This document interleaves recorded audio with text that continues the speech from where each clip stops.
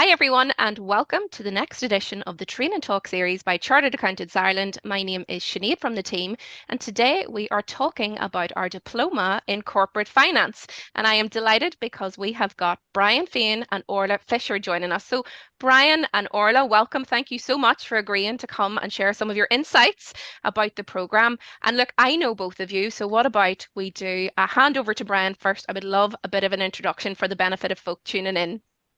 Thank you, Sinead. Lovely to be here with you and Orla. Good afternoon, good evening. Hello, everybody. My name is Brian Feehan. I am Programme Tutor on the Diploma in Corporate Finance. I work across a number of programmes, both on the Specialist Qualifications programme and also on the main qualification with Chartered Accountants Ireland. And I also have my own corporate training business. I'm a Chartered Accountant myself. Believe it or not, I'm a former graduate from this diploma, so I know what it's like to be on the student side. And look, most of my career I spent in banking and financial services, so I hope to bring a lot of that real world experience to bear in the program as well. Full circle, you coming back to it, Brian. It's brilliant. And Orla, your good self, an introduction would be lovely. No problem at all. Hi, everyone. Very nice to make your introduction virtually. So my name is Orla Fisher. I am a director in transaction services and deals in PwC. I've worked with PwC for over 20 years, and almost 17, 18 of those years have been in transactions in that department. Prior to that, I spent about 5 or 6 years in PwC's audit and assurance practice. I am a UCD graduate. I did the Bachelor of Commerce in UCD and then followed on with a Master's in Accounting. And I'm also, like Brian, a qualified Chartered Accountant and a Fellow of Chartered Accountants Ireland. I'm also a former chairman of the Leinster Society of Chartered Accountants. So I've been involved with Chartered Accountants Ireland for a long number of years. So I essentially am hoping to bring some practical experience to the course. I work with a large number of PLCs and private equity clients, and I've worked across a range of transactions in energy, IT, healthcare, manufacturing, etc. So a pretty wide range of experience. So hopefully you'll find it beneficial during some of my sessions. Thank you. Absolutely. So lots to bring to the table across you both, which is fantastic. Now, I suppose the benefit of doing one of these videos is to explore what is involved in the qualification, not only meet your good selves. So I'd love to talk a bit more about the content, what is actually involved. So Brian, if I come back to you, would you talk me through what do you deliver in the diploma? Sure, Sinead. Yeah. So, like as a diploma and one of the specialist qualifications, I suppose one of the longest established ones too. It's quite an extensive program. There's a lot of content there. So we've divided it up into 6 modules in total. I look after the first 4, and then Orla will take you through the final 2 modules. The first module is all around financial analysis, risk, and a little bit of financial maths. We can't get away from that. So we're really covering, I suppose, a lot of the fundamentals and the basics around financial analysis in module 1. We then move on to investment decisions, investment appraisal, cost of capital, things like that in module 2, which we cover extensively. We then have module 3 covers the whole area of financing the organization, financial management and treasury decisions. And then in module 4, we cover certainly one of my favorites, which is the whole area of corporate valuation and the wider kind of capital markets context for that. Oh, great. And then Orla, it's over to you. Tell me a bit about your side. Of course, no problem. So I then step in after Brian, big shoes to fill. So I cover modules 5 and 6. Module 5 is pretty much focused on the transaction process. So we look, I walk you through the transaction process, and we look at some key transaction documents as part of that. We also look at the due diligence process, both from a financial and a vendor due diligence perspective. And then I pretty much close that session then by looking at purchase price considerations. So focusing on items like normalized earnings, normalized net working capital, and adjusted net debt. And at the tail end of module 5, then we walk through a pretty detailed case study, which pretty much goes through everything that we have gone through in module 5. Module 6 then covers the transaction environment. So I give you an up-to-date analysis of what's been happening in the transaction environment, both globally and also locally in the Irish market and across Europe. I then look at some key transaction considerations when you're undertaking a transaction. So thinking about things like what makes a successful versus an unsuccessful transaction, what is the rationale for a deal, what are the business drivers, and what might the key risks and scoping matters be. And then finally, I close that session then by looking at closing an actual transaction, thinking about warranties and indemnities, and also looking at a lockbox versus completion accounts. So there's lots packed in, really, really comprehensive. Now, another question we often get asked is around how do you study? You know, what is actually involved if I was to come on board as a participant? If I stay with you, can you tell me a bit more about that? You know, what can people expect when they sign up? Yeah, absolutely. I think like it is going to be an investment of your time, but I do think that it is going to be, I think it's a really, really worthwhile investment. It's actually a course I considered doing myself a long number of years ago, and now I'm actually lecturing in it, which is absolutely fantastic.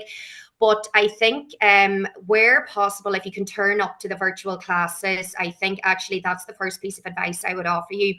Both Brian and I are very practically driven. We like to do case studies. We do individual case studies. We do group case studies as part of our classes. And we find that people get an awful lot more out of it when you actually turn up to class, because you'll not only learn from me, but you'll also learn from each other as well, which you'll find is actually really, really beneficial. Now, I appreciate people have obligations in terms of family and work, etc. But where possible, and you can actually turn up to class, I think that's the first important piece of advice I would give you. After that, then, if there is pre-reading material, to the extent you get a chance to read it, you may not get a chance to read it in detail, but even if you're able to scan it, at least you're not looking at it for the first time when you turn up to class. And then probably finally, what I would say is, try to do as many practical examples as you possibly can. We're going to talk about assignments now shortly. I think Brian's going to talk to us about that. But one thing I would say is not just to sit down and watch the sessions and be reading the material, actually sit down and try and do some of the practical examples yourself, because that's the way that you'll actually learn the best. No, it's great to get those insights. Brian, have you anything to add on that in terms of I suppose, the study piece? There was a point that Orla made. I was just reflecting on it when she made it, and it comes up time and again in all the training I think I'm involved in, and it was that whole aspect of peer-to-peer learning. If I could say anything about that benefit of being there in the virtual classroom, all that research says that actually, hopefully, Orla and I will teach you things that are useful, but you'll actually learn a lot more from the people you're working alongside with. And we set that up nicely, actually, with the support team in the virtual classrooms. We'll be using breakout rooms and reflection, individual and team reflection and feedback. So it's not at all intimidating. It's actually very good. It's a good way to get to know people. It's a really, really good way to embed the learnings from this program.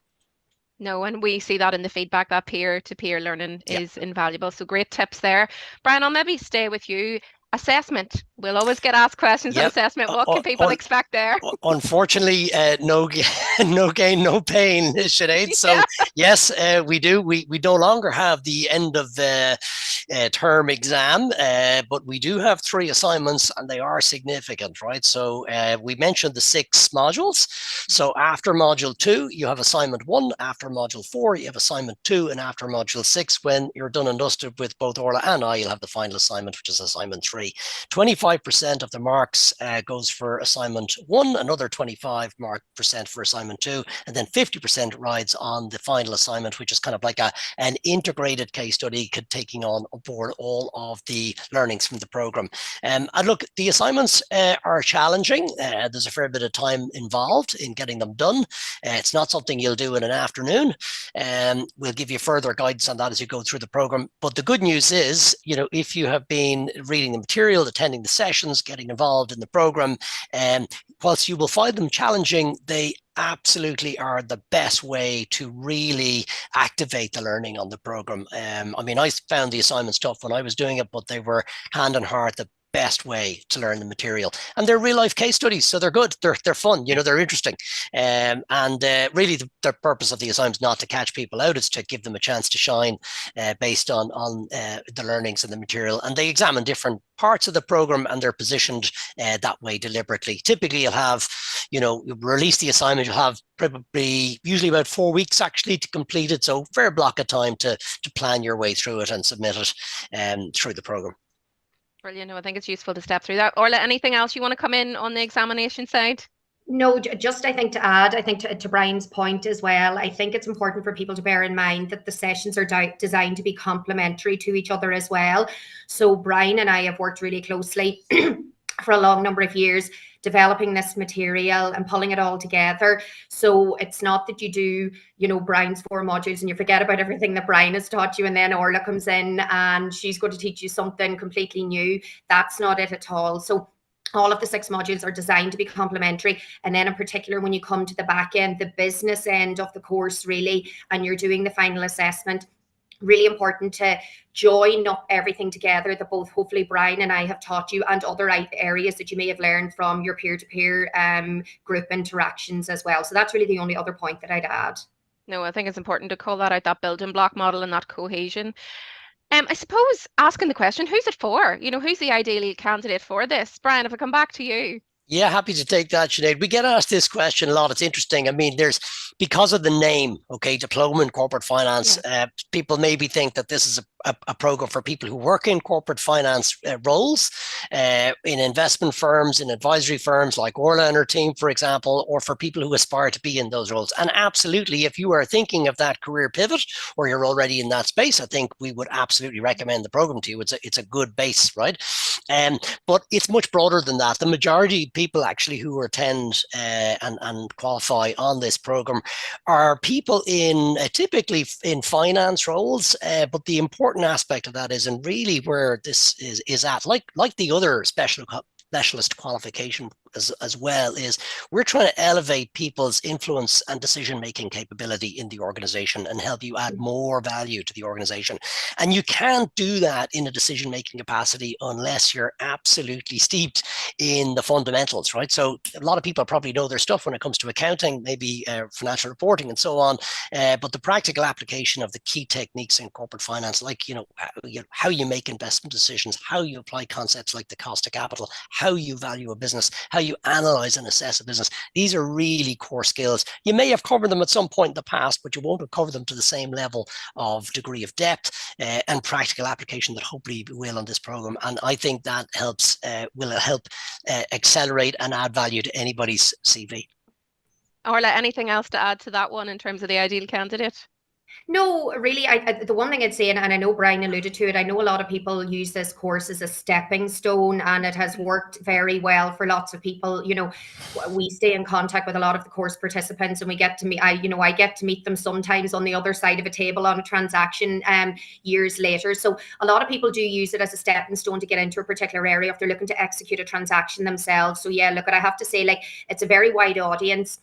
We'll have both people coming with a financial and a non-financial background, accountants and non-accountants. Again, that brings a great diversity to the course and also a great opportunity to learn from lots of different people as well. No, brilliant. And Orla, I'll maybe stick with you as we start to close things out. What would you say to someone considering it? I suppose we're coming up to, there'll be intakes coming through soon, and someone maybe just sitting on the fence, or what would you say to them? Yeah, I have to say, I wouldn't be sitting here and I wouldn't be lecturing in the course unless I felt it was actually worth doing. So I have to say, like, I think it is a really practical course. We're constantly evolving the material to try and keep it as up to date as possible. I think it's really interesting because, yes, it is a financial course, but it also has a very commercial focus as well in terms of working in business, doing business, looking at businesses. As Brian said, a lot of the work and the case studies that we do are actually real life case studies. The vast majority of them are. So I think people will learn an awful lot from it practically. They'll also be able to relate to the material, I think, quite a bit as well. And the area of corporate finance, the area of M&A and deals, is quite a bespoke area as well. And it's often seen as a very attractive area for people to go into, but it is a very specialist qualification. And I think that's what makes it particularly interesting. Yes, it will be challenging. As Brian said, you won't get the case studies done in an afternoon, but I think coming out of the course and having done the 3 assignments, it will make you very well equipped either to, if you're going to be working on a transaction in the future or whatever path that may take you. I think actually you'll find the content and the course and the material very worthwhile. Loads of value to gain. And Brian, any closing remarks from yourself? I think Orla has summed it up really, really well. I mean, the one kind of twist maybe I'd add to that is In a world like we are today, where we are besieged by an extraordinary volume of information, your ability to be able to sift through that and extract what's important, and in particular to be able to decide, to have the confidence to make sound business judgment. I think this course will really help people with this, to help make more sure-footed, more confident assessments about what's valuable and what's important in their business and the key drivers of that. So that's something I would certainly say is a big benefit of doing this program. Fantastic. Orla, Brian, thank you so much for taking us through all of that. I think it's been really valuable, and anybody tuning in, no doubt, is going away equipped with a lot more information. Folks tuning in, coming up on the next screen, we'll have details of the next intake. Just to say very lastly again, Brian, Orla, thank you so much. And Thank folks you, tuning Sinead. in, we'll see you soon. Thanks now.